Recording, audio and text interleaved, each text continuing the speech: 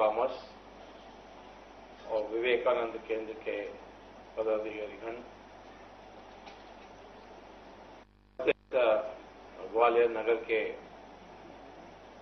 आदरणीय नागरिकों, मुझे बहुत हर्ष होता है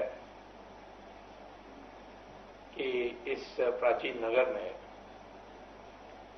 और इस प्राचीन चेंबर ऑफ कॉमर्स की आधुनिक हॉल में आपको मैं एक महत्वपूर्ण विषय पर अपने विचार रखने के लिए आ रहा हूं।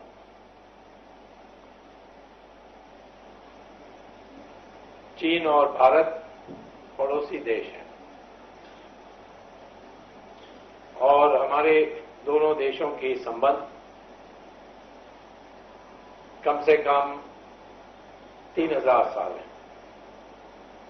यानी जहां तक लिखित में प्राप्त साक्षी हैं और आधार हैं, उसके अनुसार हम कह सकते हैं कि 300 साल से हमारी संबंध रही है।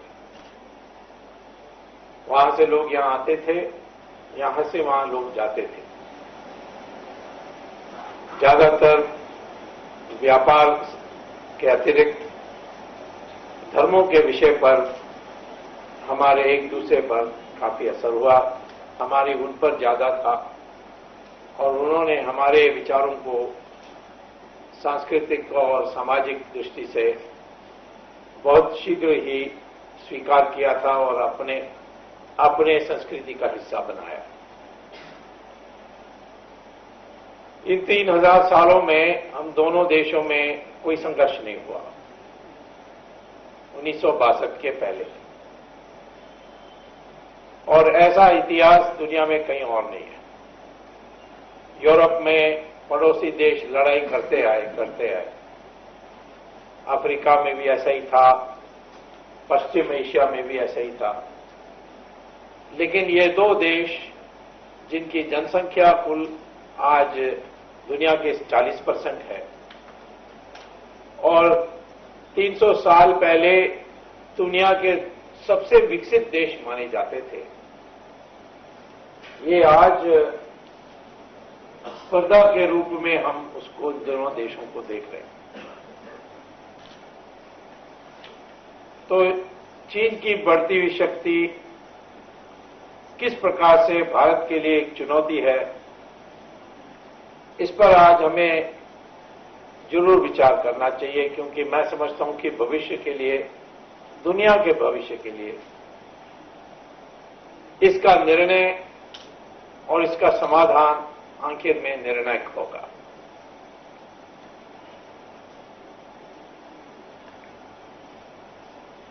आज जो चुनौतियां हैं वो अनेक हैं। किसी चुनौती को हम लापरवाह नहीं कर सकते। हमारी राष्ट्रीय सुरक्षा के लिए एक एक पर विचार करके उसके अपने अपने महत्व होंगे, उसको देखते हुए हम उसी प्रकार से अपनी तैयारी भी करनी चाहिए। पहले मैं आपको ये बताना चाहूंगा कि हमारी रक्षा रणनीति जो होती है, डिफेंस स्ट्रेटजी,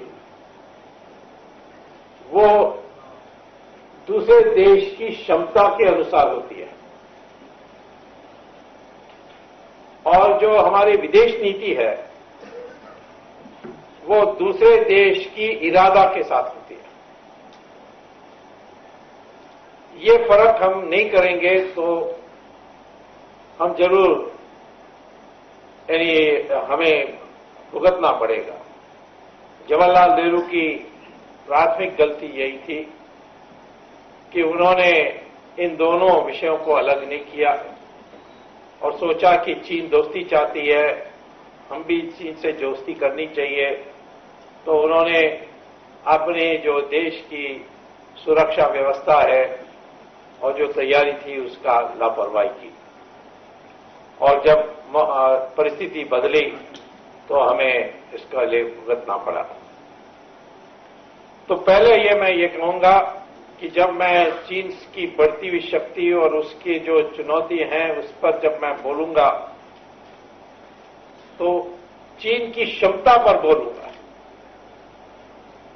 और उस क्षमता को ध्यान में रखते हुए हमारी क्षमता क्या होनी चाहिए, हमारी तैयारी क्या होनी चाहिए कहकर फिर उसके बाद चीन और भारत की संबंध कैसे होनी चाहिए इस पर मैं अपना विचार व्यक्त करूंगा।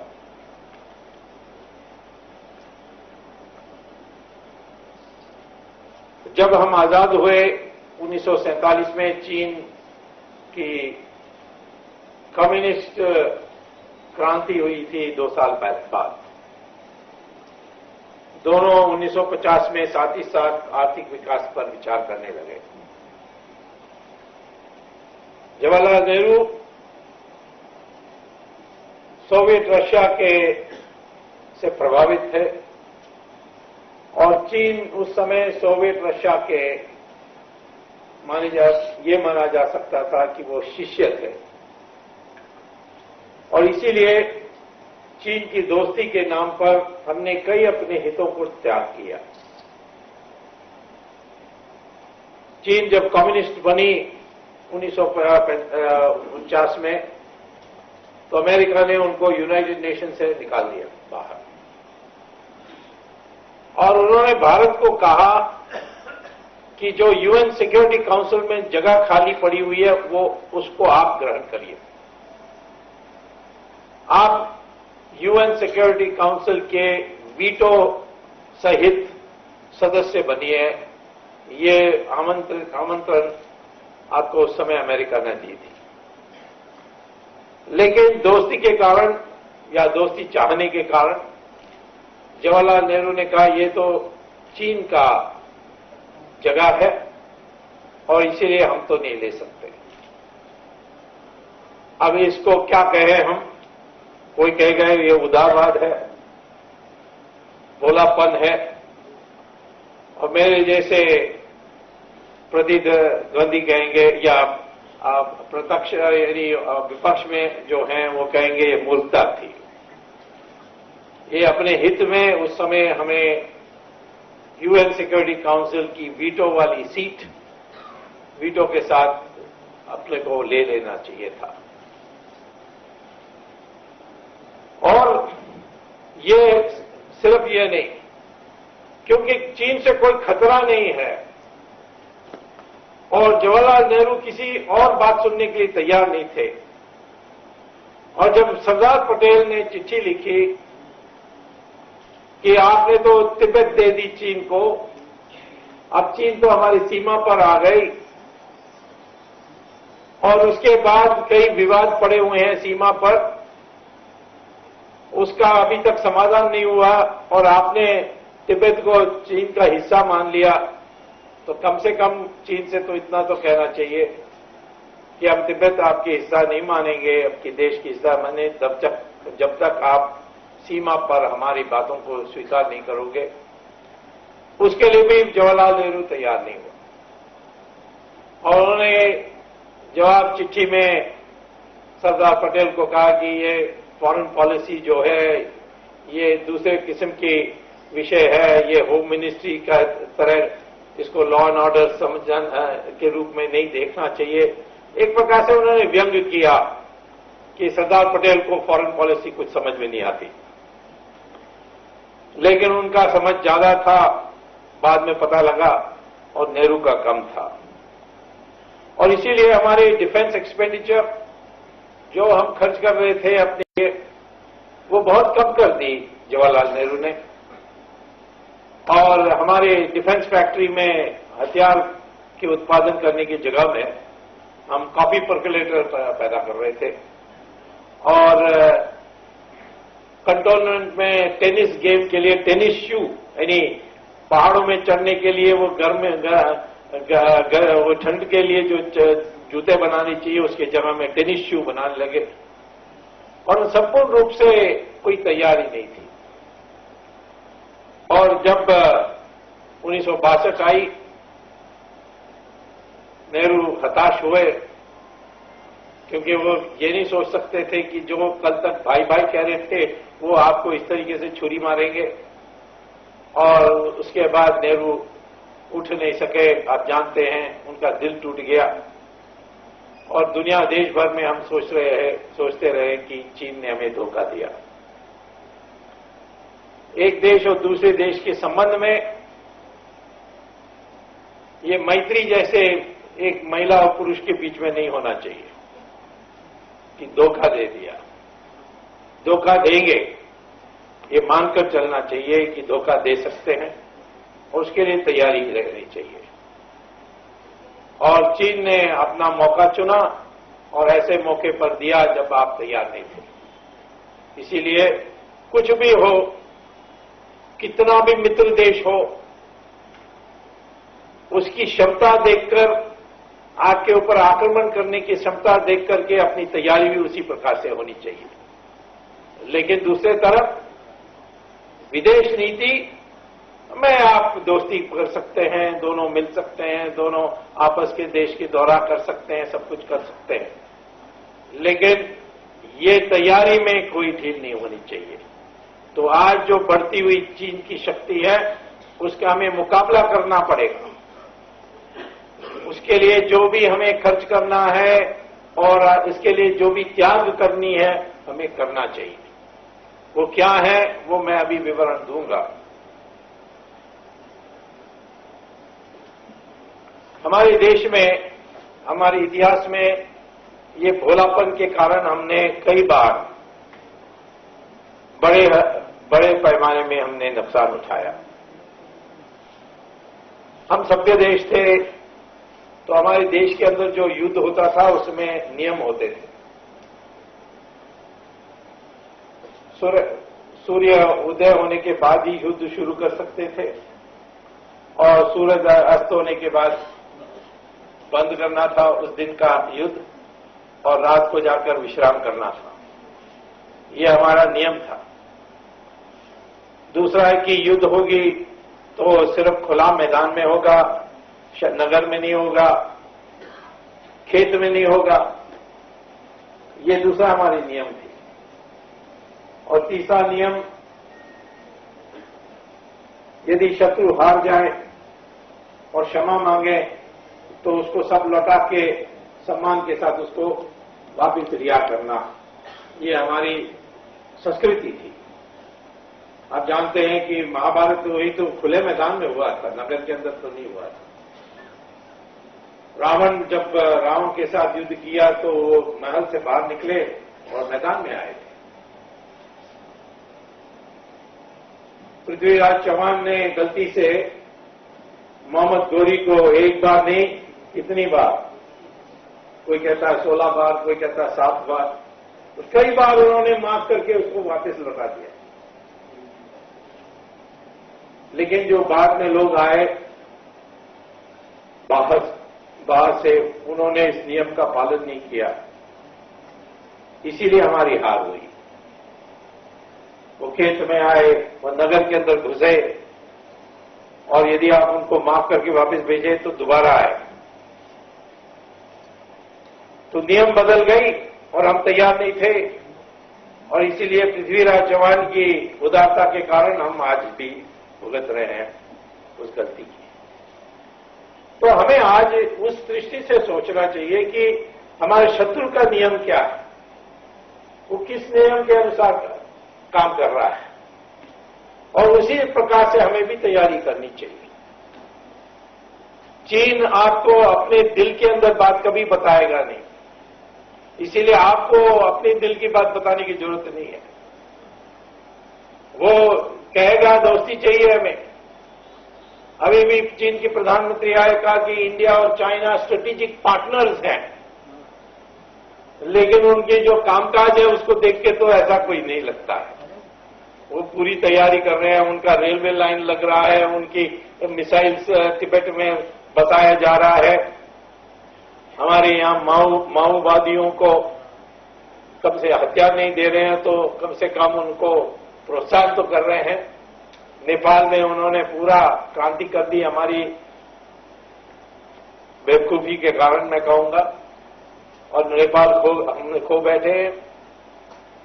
जो एकमात्र हिंदू राष्ट्र था आज उस माओवादी देश हो गया है। तो इसीलिए पहला इसमें ये जो भिन्नता है फॉरेन पॉलिसी और डिफेंस पॉलिसी, ये हमें दिमाग में सदा रखनी चाहिए और उसके अनुसार हमें काम करना चाहिए, क्योंकि जहां तक डिफेंस कैपेसिटी क्षमता जो है उसको हम गिन सकते हैं, कितने सबमरीन्स हैं, कितने बैटलशिप्स हैं, कितने बंदूक हैं, कितने न्यूक्लियर बॉम्ब्स हैं, ये हम इसको नाप सकते हैं, गिनती में ला सकते हैं, गणित में ला सकते हैं। लेकिन इरादा क्या है इसको तो हम किसी गणित में नहीं ला सकते, वो तो भावना के विषय बन जाती है, वो तो समझ के विषय बन जाती है। और आज हम चीन और हिंदुस्तान के देखेंगे कितने बैटलशिप्स उनके पास है, कितने टैंक्स उसके पास है, कितने एयरक्राफ्ट उनके पास है, विमान कितने पास हैं, कितने हैं, कई गुना हमारे से ज्यादा है। जो वो खर्च करते हैं डिफेंस में, वो राष्ट्र आय के 6% से ज्यादा खर्च करते हैं, हम 2.5%। दुनिया के सबसे न्यूनतम है हमारी बड़े देशों में। क्यों कर रहे हैं? हमें भी 6% करनी चाहिए। इसके लिए हमने अभी तक कोई सोचता नहीं है, कोई डिबेट नहीं करता है पार्लियामेंट में, और कहेंगे भी हम उसको सुनते नहीं है। मैं आज भाषण दे रहा हूं उसको मैंने लिखित में एक कॉपी दी है विवेकानंद केंद्र के मुकुल जी को और नितिन जी को, और उसमें मैंने एक टेबल भी दिया है कि चीन के पास कितना सबमरीन्स है, कितना एयरक्राफ्ट है, कितना है, और हमारी कितने हैं, और इसके लिए कितने पीछे हम हैं। तो पहला मैं ये कहना चाहूंगा कि चीन की शक्ति, इस क्षमता में इसकी क्षमता बढ़ते जा रही है और हम उसकी पर विचार नहीं कर रहे हैं, और जहां भी करते हैं वहां किसी गंदगी में फसल जाते हैं।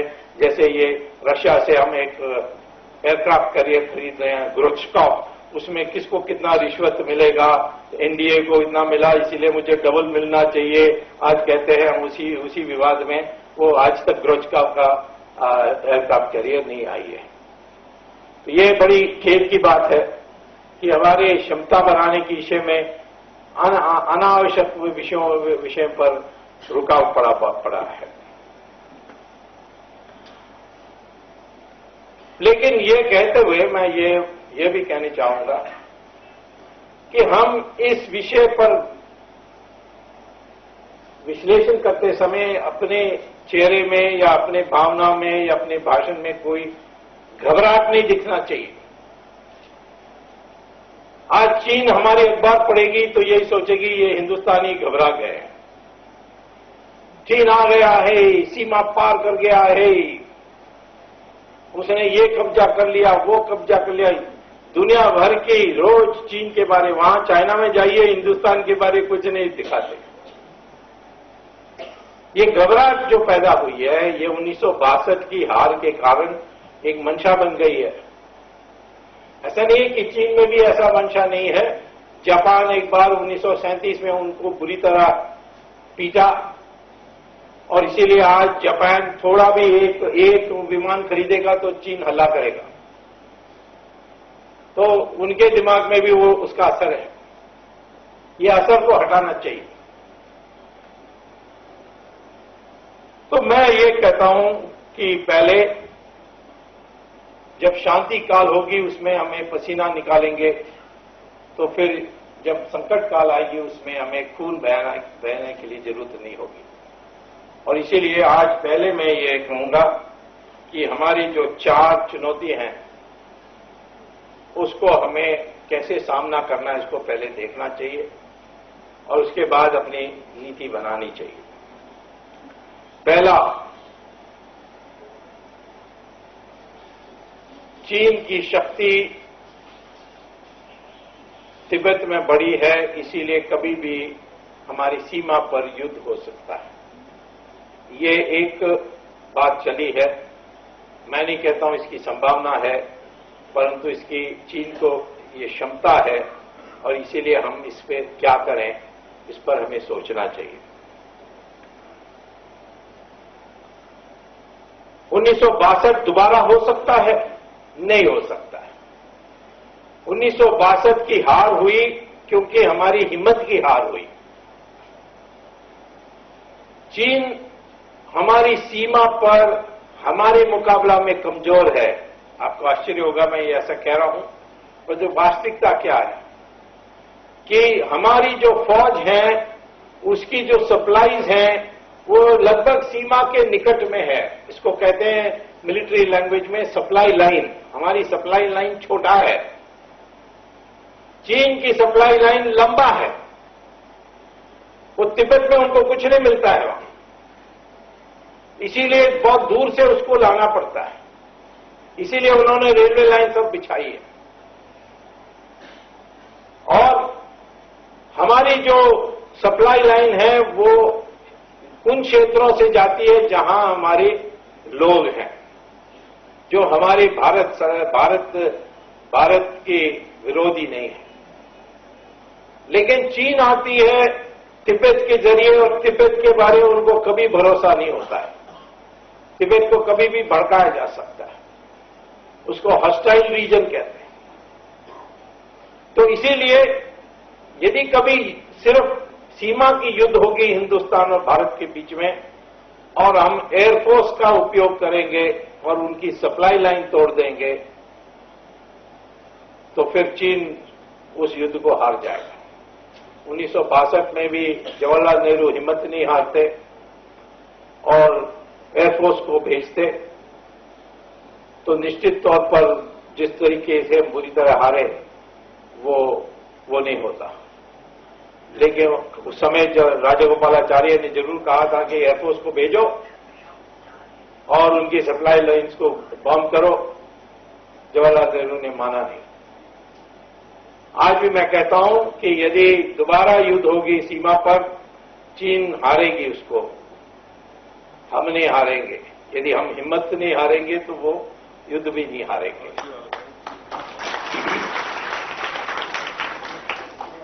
चीन भी ये मानता है और इसीलिए वो छेड़ेगा आपको, और आप डर जाएंगे। अखबारों में खूब लिखेगा तो आपकी हालत देख करके वो आनंद लेगा। लेकिन मुझसे मेरी बात हुई, मैं कई बार चीन गया हूं।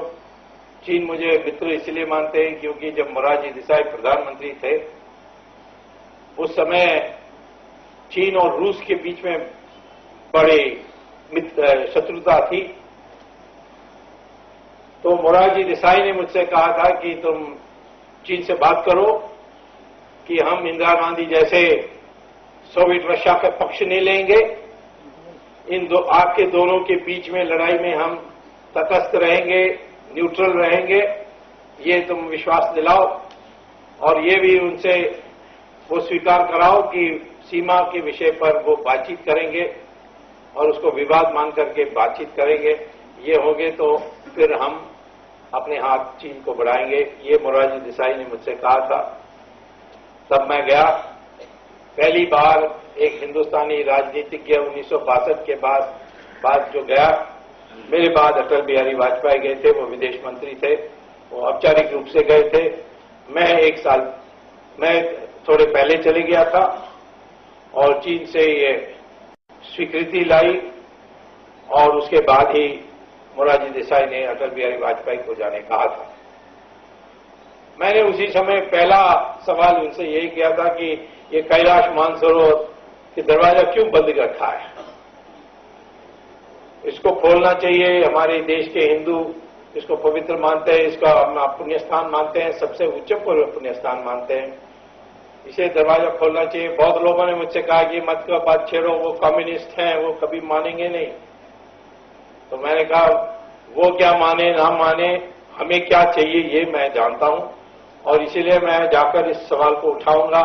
और 3 साल मुझे बहस करनी पड़ी थी। आखिर में उन्होंने कहा अच्छा हम खोल देंगे, एक ही शर्त पर कि पहला तुम जाओगे वहां कैलाश मानसरोवर। तो पहला मैं गया। मेरी हालत तो बिगड़ी जाने में, क्योंकि चढ़ना था 22,000 फुट की पहाड़ को और बड़ी मुसीबत उठाना पड़ा। परंतु जब मैं वहां पहुंचा तो इतनी सुंदर दृश्य है। कैलाश और मानसरोवर बिल्कुल देवता शिव भगवान का स्थान ही होगा। उसके पानी सारे आपकी बीमारी को दूर कर देती है कहते हैं, परंतु पानी पीने से तो पेट की बीमारी सब दूर हो जाते हैं। वहां के लोगों ने, चीन के जो अधिकारी थे उन्होंने बताया था। रास्ते में एक बहुत बड़ा सरोवर है जो मानसरोवर से भी बड़ा है, उसका नाम है रावण हरंगा। हरंगा तिब्बत भाषा माने सरोवर। रावण क्यों? क्योंकि रावण वहां उसने तपस्या की थी और रावण ने तपस्या की और उसीलिए उसका नाम रावण हरंगा तिब्बत में नाम देते हैं उसको, या कभी राक्षस स्थल कहते हैं। तो उसकी पानी पिएंगे तो आपको बीमारी हो जाएगी। इसलिए मैंने एक बोतल भर करके करुणानिधि को दिया कि तुम रावण के बजाय इसकी बनाओ।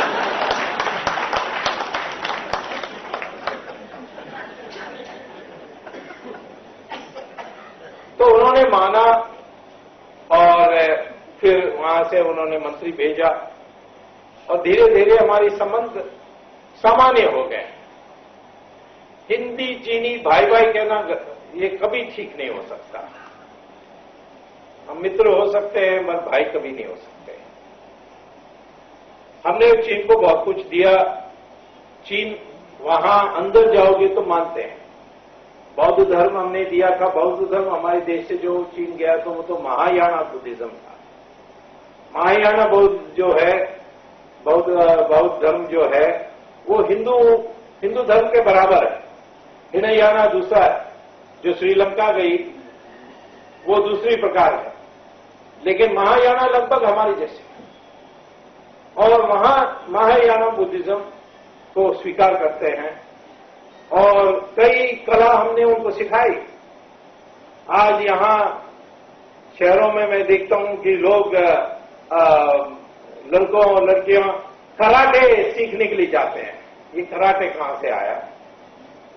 दक्षिण में एक भिक्षु था, उसका नाम था बोधि धर्मा, कांचीपुरम में।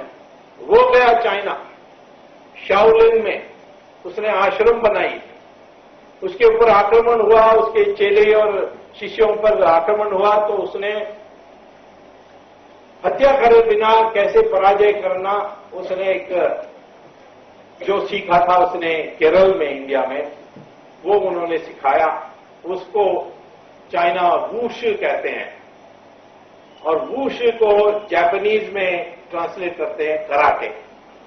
और वो वापस अब हमारे भारत को जो हमने दिया वो वापस हमको सिखा रहे हैं और हम भी कहते हैं हाँ ये विदेशी है तो बहुत अच्छा होगा। कल तक हम योगा नहीं सीख रहे थे, अब हॉलीवुड एक्ट्रेसेस सब योगा करने लगे तो यहां भी फैशनदार लोग सब योगा करने लगे।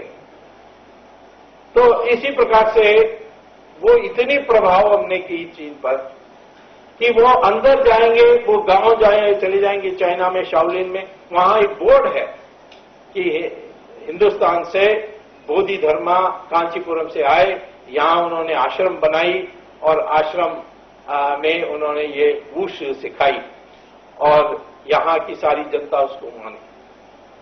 तो एक सम्मान दिल में है, वो दिखाते नहीं है क्योंकि वो जानते हैं हिंदुस्तान भारत आज दुनिया में स्पर्धा में, तो ये कभी नहीं दिखाएंगे कि हम भारत के बराबर हैं या भारत से हमने कुछ सीखा है या भारत से कोई कम है हम। तो ये बाहर तो बोलते नहीं है, परंतु अंदर जाएंगे तो आप देख सकते हैं। तो मैं एक और बात मुझे चीन ने बताई कि 1962 के युद्ध के शुरू करने के पहले उनको दुनिया भर के लोगों ने समझाया ये भारत एक नहीं है, ये अनेक देशों को मिलाकर इन्होंने अंग्रेजों ने बनाई हुई देश है और इसीलिए एक धक्का दोगे तो वो सारे 20 साल देशों में टूट जाएगी, बिखर जाएगी। और उन्होंने मुझे बताया कि 1962 में हैरान हुए कि टूटने के बजाय ये देश एक हो गया। लोग आए, महिलाओं ने अपने जेवर उतार करके दे दी डिफेंस फंड में, सब एक हो गए। तो देश की एकता का प्रमाण उनको मिला। तो वो कहते हैं कि हमें तो पहले पता ही नहीं था, हमने सोचा कि सब अलग अलग हो जाएगा, भारत देश खत्म हो जाएगा, और ये बिल्कुल उल्टा गया, इसीलिए हमारे पर इसका बहुत असर हुआ है। तो आज मैं कहूंगा कि 1962 जो हमारे दिमाग में बैठी है उसको संपूर्ण रूप से हटा देना चाहिए हमारे दिमाग से। चीन कभी हमें सीमा के युद्ध में हरा नहीं सकती, यदि हम खुद अपने को नहीं हराएंगे वो चीन हमें कभी हरा नहीं सकती। कभी भी ऐसे युद्ध होगी तो हम निश्चित तौर पर चीन को हराएंगे और चीन उसमें बहुत नुकसान को उठाना पड़ेगा। इसीलिए जहां तक ये चुनौती है इस पर हमें चिंता नहीं करनी चाहिए। आज ऐसे और भी अतिरिक्त बातें हैं।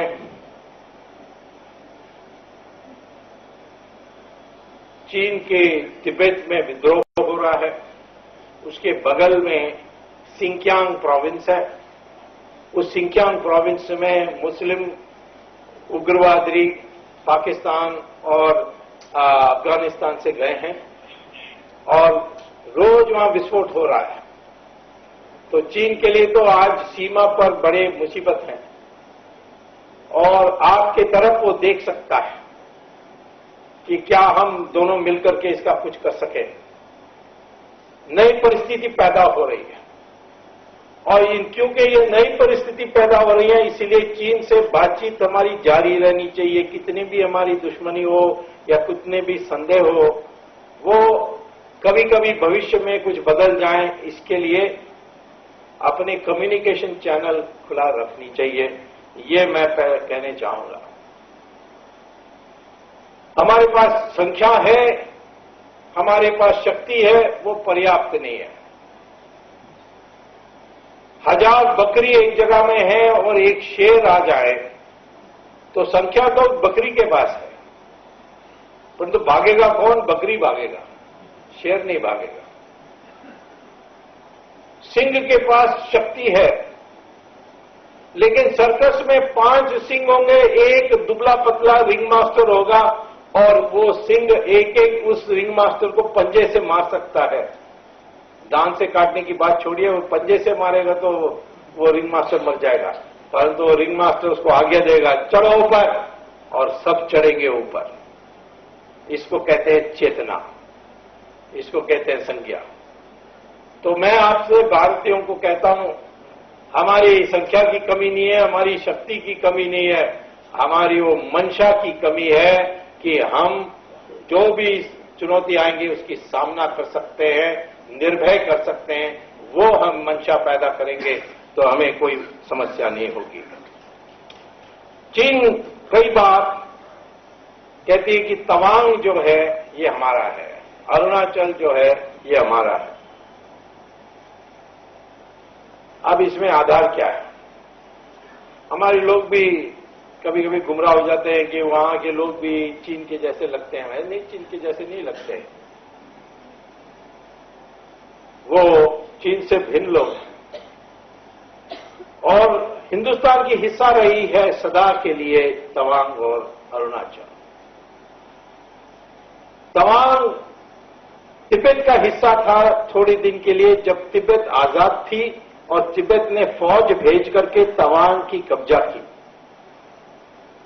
तवांग में जो रहते हैं वो तिब्बतन नहीं है, उनका नाम है मोम्पा, और मोम्पा इतना घृणा करते हैं तिब्बतनों से कि जब दलाई लामा आने के लिए कहा था तो सुरक्षा देनी पड़ी, सुरक्षा की व्यवस्था करनी पड़ी दलाई लामा के लिए, क्योंकि मोम्पा के लोग आज भी याद करते हैं कि तिब्बत ने क्या यातनाएं की उनके ऊपर।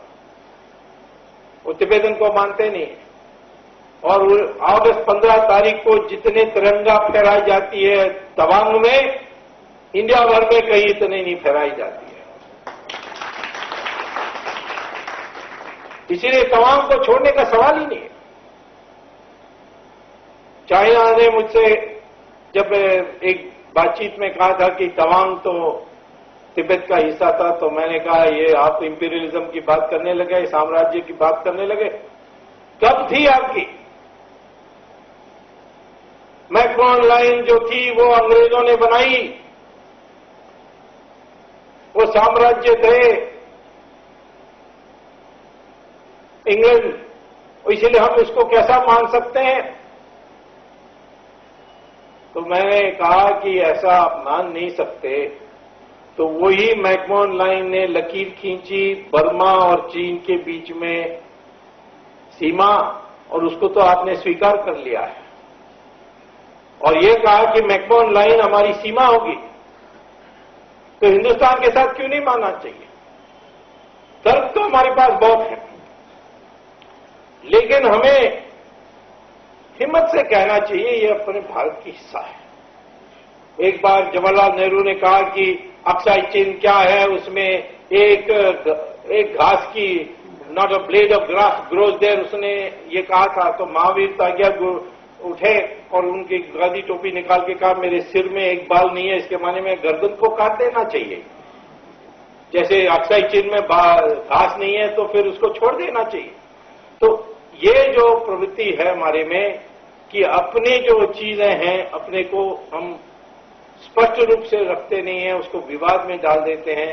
जैसे कश्मीर को यूनाइटेड नेशंस में जाकर के दाखिल करके उसको विवाद में डाले हैं।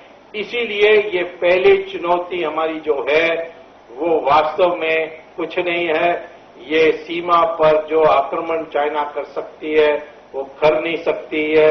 यदि हम तैयार हैं तो वो हारेगी, इसीलिए इसको मैं सीरियसली नहीं लेता हूं। चाइना हमें बॉर्डर में अटैक करेगी, बायना बिल्कुल नहीं कर सकती, करेगी तो उसकी हार होगी। दूसरा है कि हमारे देश में राजनीतिज्ञों ने हमारे राष्ट्रहित को त्याग किया है अपनी सरकार चलाने के लिए। पिछले दिनों में कम्युनिस्ट पार्टी मार्क्सिस्ट जो यूपीए की हिस्सा थी 2009 के पहले, उसके कारण नेपाल को हमने त्याग कर दिया, माओइस्ट को हमने मदद की, वहां के राजा को हमने लापरवाही की, हमने उस सेना को मदद करने से इनकार किया। जो तेराई में मदेशी हैं वो हमसे ही आए हुए हैं, उन्होंने मदद मांगा, उनको दिया नहीं, और संपूर्ण रूप से वातावरण पैदा किया जिससे माओइस्ट को सरकार में आने के लिए आसान हुआ, और इसमें हमारी बहुत बड़ी हार हुई। ये एक हमारी अंदर कमजोरी के कारण ये चुनौती बढ़ी है। आज चीन का प्रभाव नेपाल में बहुत अधिक है। ये एक नया चुनौती है, नया चीन की शक्ति है, इसके हमें मुकाबला करनी होगी। भविष्य में कोई राष्ट्रवाद सरकार बने हमारे केंद्र में तो मदेशी को मदद करनी चाहिए, नेपाल की सेना को मदद करनी चाहिए, और दोबारा नेपाल को हिंदू राष्ट्र बनाना ये हमारा उद्देश्य होना चाहिए। नहीं तो हमारे लिए बड़ी समस्या चीन के जरिए नेपाल के द्वारा खड़ी हो सकती है। श्रीलंका में आज चीन की शक्ति बढ़ गई है। वहां एक बंदरगांव चीन बना रही है, हुमनतोता। ये बिल्कुल राम सेतु के पार करने के बाद आती है। और क्यों चीन को उन्होंने ये ठेका दिया? क्योंकि पहले भारत को दिया कि आप आकर इस बंदरगांव बनाइए, लेकिन द्राविड़ मुन्नेत्र कळगम ने कहा नहीं, इससे तो एलटीटी नाराज हो जाएगी, लिट्टे नाराज हो जाएगी, हम इसको मान नहीं सकते, आप करोगे तो हम अपने सपोर्ट को विड्रॉ कर देंगे। इन्होंने डर के मारे सरकार चलाने के नाम पर इन्होंने श्रीलंका को कह दिया कि नहीं, हम नहीं कर सकते। तो चीन आकर कहा तुम भारत से क्यों मांग रहे हो, वो भी आप कर्जा मांग रहे हो, हम तो आपको दान देंगे, हम बना के दे देंगे आपको। तो चीन वहां पहुंच गया, और कितना किलोमीटर दूर हमसे है? हमसे 50 किलोमीटर दूरी है। हमारे जो तट है दक्षिण भारत की, और हुमनतोता सिर्फ 50 किलोमीटर दूर है। ये चीन की कामयाबी नहीं है, ये हमारी मूर्खता है, इसके कारण हुआ है। इससे बहुत बड़ी चुनौती खड़ी हुई है। इसी प्रकार से आप देख रहे हैं कि हमारे सारे पड़ोसी देशों के साथ चीन अपने रिश्ते बढ़ा रहे हैं। उसमें पाकिस्तान सबसे मुख्य है, उसको मैं अलग से डील करूंगा।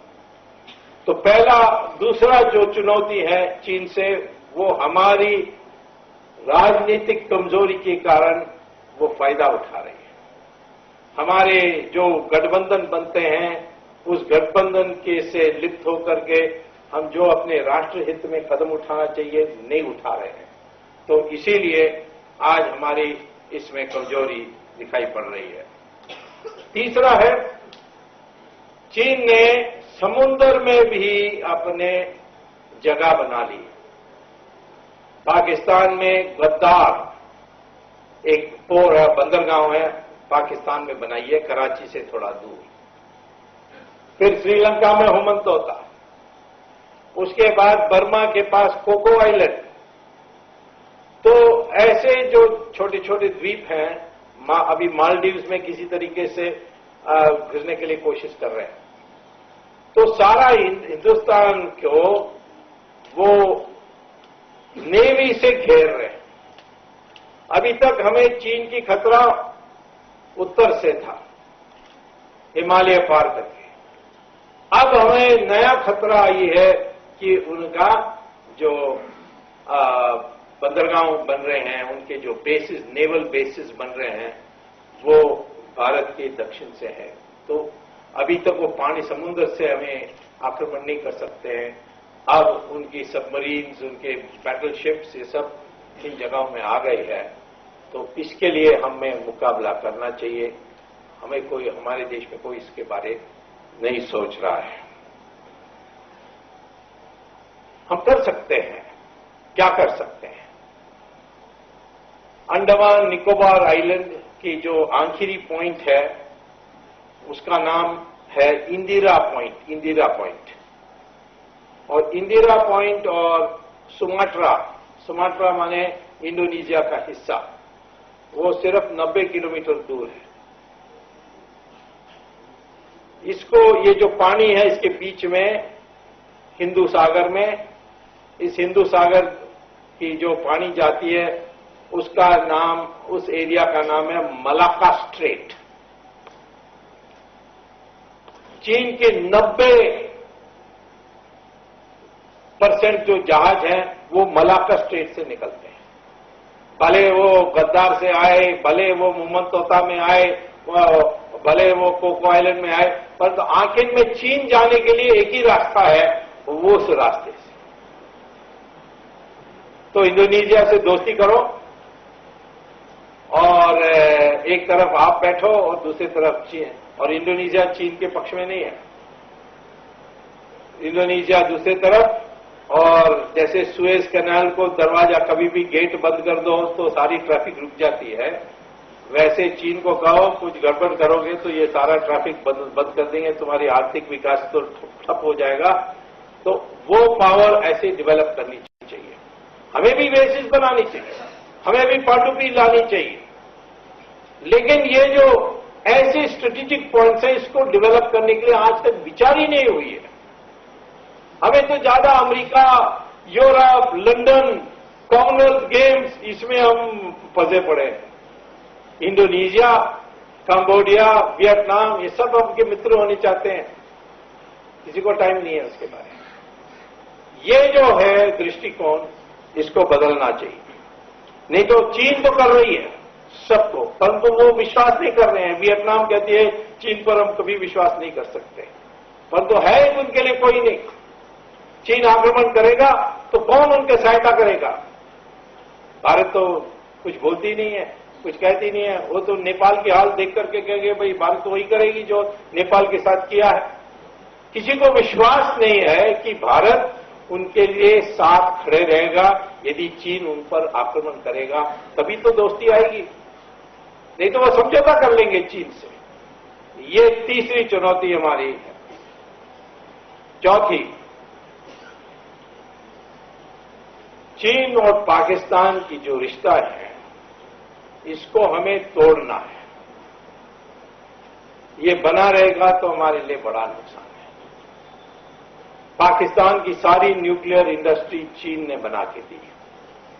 क्यों? वो पाकिस्तान इंडिया के पीछे नहीं रहना चाहिए, इसीलिए बना देती है। अब क्यों कर रही है? गुस्सा होने से कोई फायदा नहीं है। वो अपने राष्ट्र हित के लिए कर रही है। चीन पाकिस्तान हिंदुस्तान के विरोधी है, हिंदुस्तान की विरोधी है, इसलिए चीन पाकिस्तान को बढ़ाएगी तो फिर हिंदुस्तान कमजोर हो जाएगा। आज हम पाकिस्तान का मुकाबला कभी कर सकते हैं, परंतु पाकिस्तान और चाइना दोनों मिलकर के हम उनका मुकाबला अभी नहीं कर सकते। तो हमें तो देखना चाहिए कोई रास्ता है जिससे ये रिश्ता तोड़ा जा सकता है, और चीन से शत्रुता बढ़ाते हम नहीं कर सकते। मित्रता भी ऐसे नहीं करनी चाहिए जैसे पहले किया कि हमने उसको भाई भाई कह दिया और सब आंख बंद कर लिया, जो भी उन लोग गलती कर रहे थे। हमें अब चीन से सीधी बात करनी चाहिए। चीन सबसे ज्यादा डरता है कि हम तिब्बत को सहयोग करके वहां विद्रोह पैदा करेंगे। हमने तो तिब्बत को तो त्याग कर दिया है। जवाहरलाल नेहरू ने 1954 में किया था, 1954 में, और आश्चर्यजनक बात है कि अटल बिहारी वाजपेयी 2003 गए, उन्होंने भी दस्तखत करके आ गए।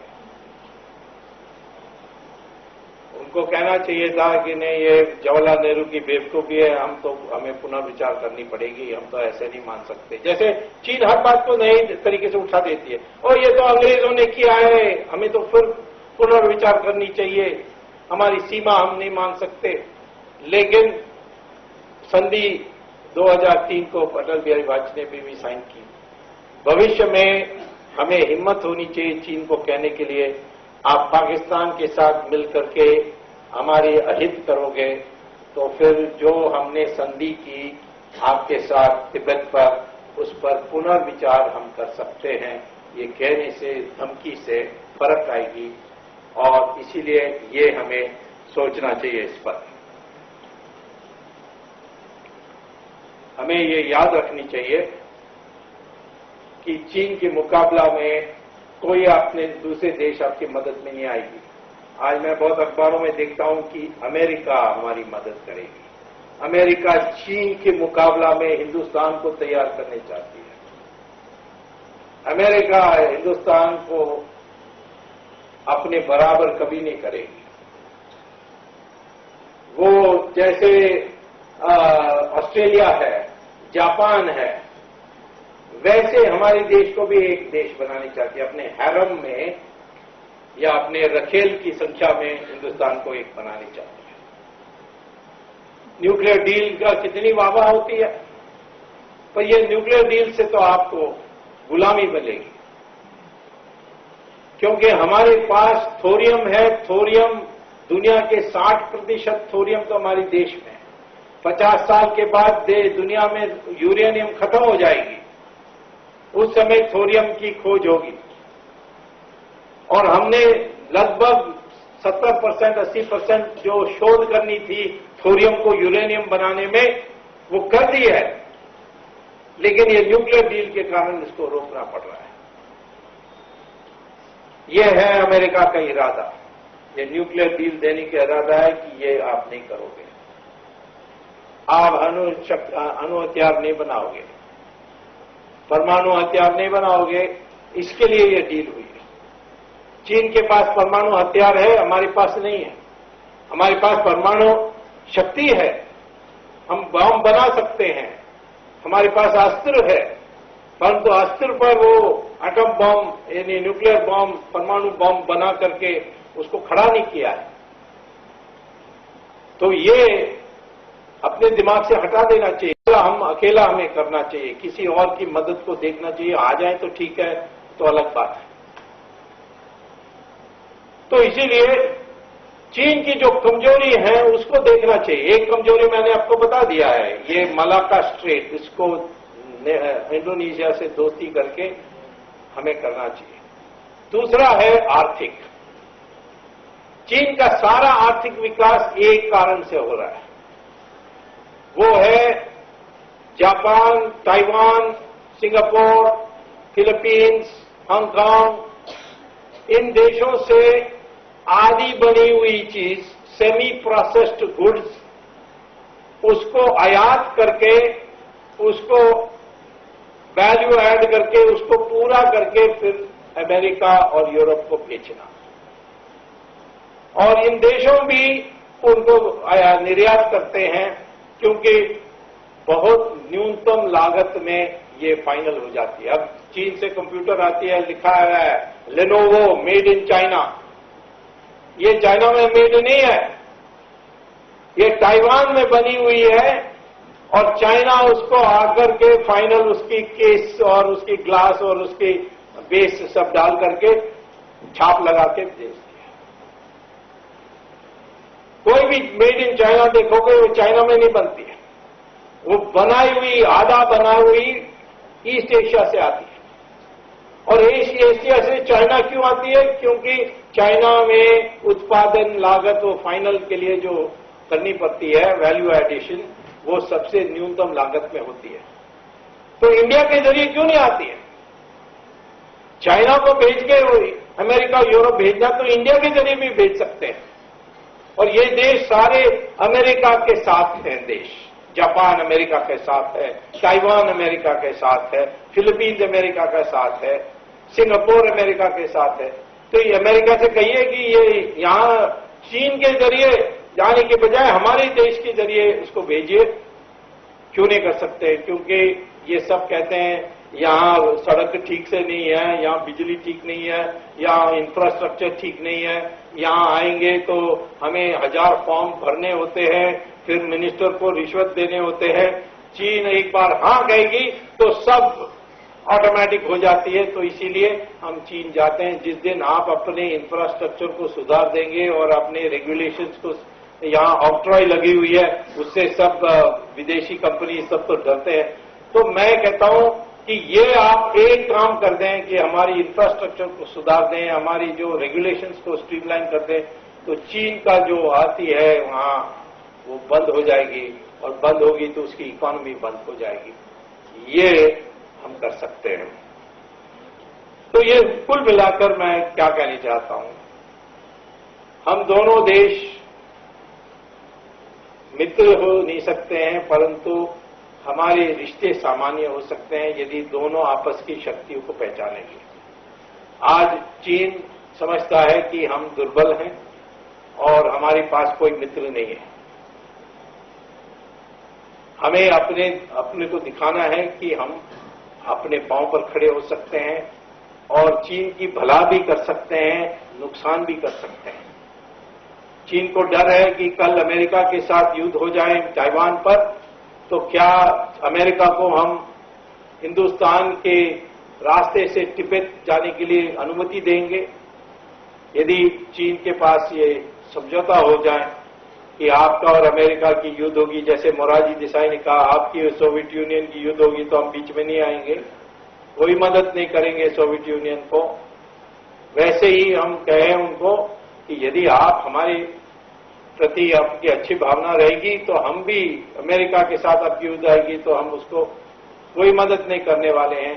इस तरीके के बातों को ढूंढ करके हमें चीन के साथ संबंध बनाने रखनी चाहिए। पाकिस्तान से चीन को छुड़वाने से हमारी राष्ट्रीय सुरक्षा की जो क्षमता है 4 गुना 5 गुना बढ़ जाएगी। तो इसीलिए चीन से बातचीत करना अनिवार्य है, जरूरी है। लेकिन चीन की क्षमता है, उसकी मुकाबला करते रहना चाहिए। ये है रास्ता। बढ़ती हुई चीन की शक्ति को मुकाबला हम कर सकते हैं। हमारी पास साधन है, हमारी पास क्षमता है। हमें उस पर ध्यान देने से, यदि राष्ट्र में एक निर्णय हो जाए कि कुछ भी हो, डिफेंस में हम 6% से कम नहीं खर्च करेंगे, उसके लिए जो त्याग करने के लिए तैयार हैं, ये एक तरफ। और दूसरे तरफ हमारी विदेश नीति के जरिए चीन के साथ बात करते रहे और उनको समझाते रहे, उनको बताते रहे, उनको धमकी भी दें।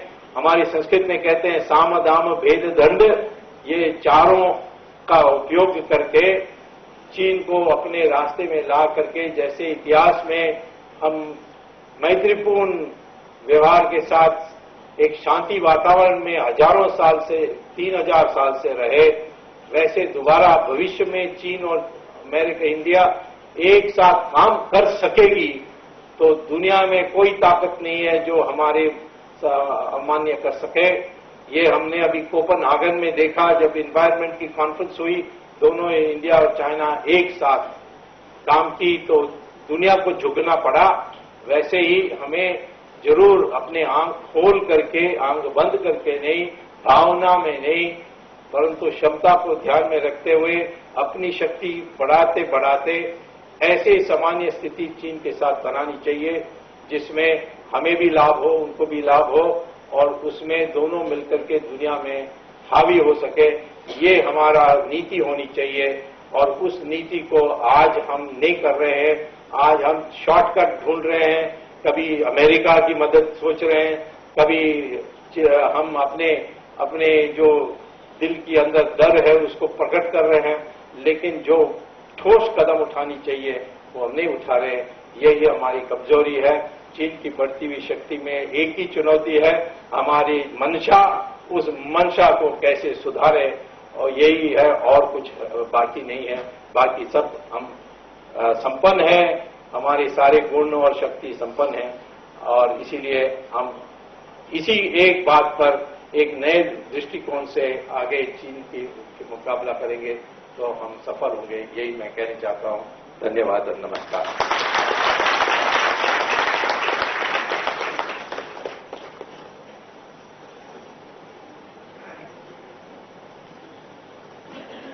धन्यवाद डॉक्टर स्वामी जी।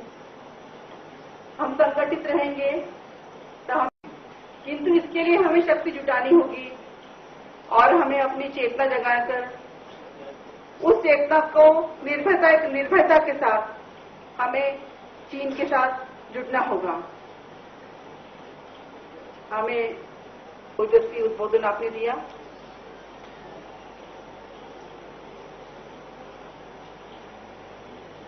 अभी डॉक्टर साहब के उद्बोधन के पश्चात उपस्थित महानुभावों में से अभी प्रश्नोत्तर आप डॉक्टर साहब से पूछ सकते हैं।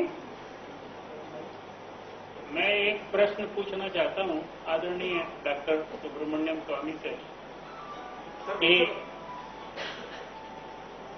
जो हमारी विदेश नीति थी वो कांग्रेस गवर्नमेंट के जमाने से चली, इसके बाद बीच में नॉन कांग्रेस गवर्नमेंट्स भी रही, लेकिन विदेश नीति में कोई ऐसा बदलाव देखने को नहीं मिला। इवन हमारे अटल जी भी बस लेके गए। आपने कहा कि पड़ोसी का हमें इंटेंशन मालूम होना चाहिए। जब इंटेंशन हमें मालूम था कि उसका सही नहीं है, फिर भी हम अपनी पीठ ठोकते रहे और हम चले गए और हम आज तक उस बाजे को बजा रहे हैं। अब मेरा एक प्रश्न आपसे यह है कि किसी व्यक्ति को ये तो मालूम नहीं होता कि मुझे फ्यूचर में हार्ट अटैक होगा, तो वो अपने साथ पेस मेकर लेके तो नहीं चल सकता। तो आज की तारीख में जो सन 47 या 50 के बाद के जो हालात थे, उसमें कांग्रेस गवर्नमेंट के पास क्या उसे करना चाहिए था, ये थोड़ा सा अपन इसको थोड़ा डिस्कस करेंगे तो मेरे ख्याल से शायद ज्यादा अच्छा रहेगा या मेरी जानकारी बढ़ेगी। जहां तक अटल बिहारी वाजपेयी ने क्या किया नहीं किया, ये तो ग्वालियर के लोगों का जिम्मेदारी है, मेरा तो नहीं है। देश की जिम्मेदारी है।